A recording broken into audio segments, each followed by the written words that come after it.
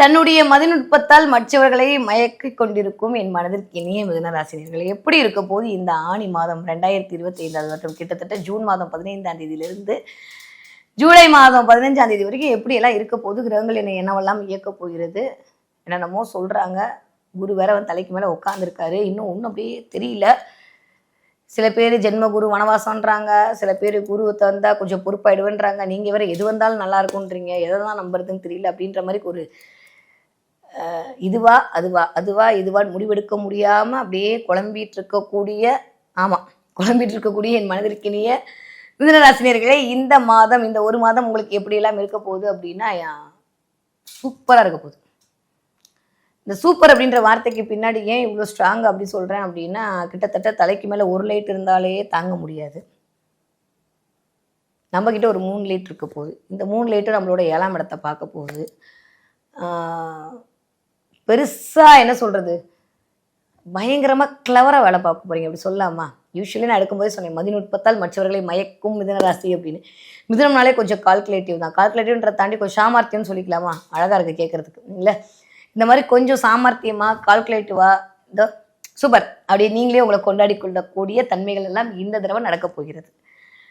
So கிட்டத்தட்ட புதன் ஆட்சி பெற்று அமரப்போகிறார். ராசிநாதன் ஆட்சியா இருக்கிறதுன்றதே ஒரு பெரிய ஸ்ட்ராங்குங்க.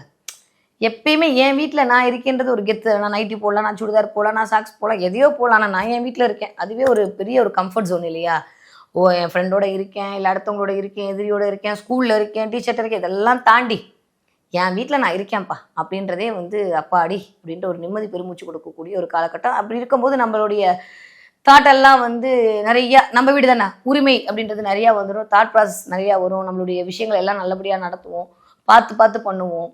நம்ம வீட்டுக்குள்ள நம்ம வந்தோடனே எது எங்கெங்கெல்லாம் இருக்குது அப்படின்னு பார்த்து க்ளீன் பண்ணி எல்லாம் பண்ணி வைக்க மாட்டோமா? ஏன்னா அது நம்ம வீடு. அந்த மாதிரி புதன் வந்து இப்போது என்ட்ரி ஆகக்கூடிய இந்த காலகட்டம் அப்படின்றது வந்துட்டு அந்த வீட்டை மிக அழகாக இயக்க போகிறார். அந்த வீட்டை சார்ந்த தன்மை, புதன் சார்ந்த தன்மை எல்லாம் இயங்க போகிறது. நிறைய பேருக்கு ரொமான்ஸ் அதிகரிக்க போகுது, காதல் இனிக்க போகிறது, கவிதை மலரப் போகிறது. இது வரைக்கும் இல்லாமல் அப்படியே பாட்டெல்லாம் ஹம் பண்ணிட்டு ஜாலியாக வேற மாதிரி இயங்க போகிறேன். வேற மாதிரி வைப்பாக இருக்க போகுது. சொல்லும் போது எனக்கு அப்படியே ஆடுது என் உடம்புல. அந்த அளவுக்கு மிதுன ராசிக்காரர்களுக்கு இந்த ஆணி மாதம் அப்படின்றது ஒரு மிகச்சிறந்த ஒரு என்ன சொல்றது, ஆனா உள்ளுக்குள்ள வந்து இதுவா அதுவான்னு கேட்ட இந்த பல் தான் போகுது. இந்த ஒரு மாசம் ஏதோ ஒரு விஷயத்த வந்து இப்படி இருக்குமா அப்படி இருக்குமான்னு மைண்ட்ல ஓட போகுது. வணக்கம், நான் நயினார் நாகேந்திரன் பேசுகிறேன். வரும் 22ஆம் தேதி மதுரையில் முருக பக்தர்கள் மாநாடு நடைபெற இருக்கிறது. அனைவரும் கலந்து கொண்டு சிறப்பிக்குமாறு அன்போடு வேண்டுகிறேன். நன்றி, வணக்கம்.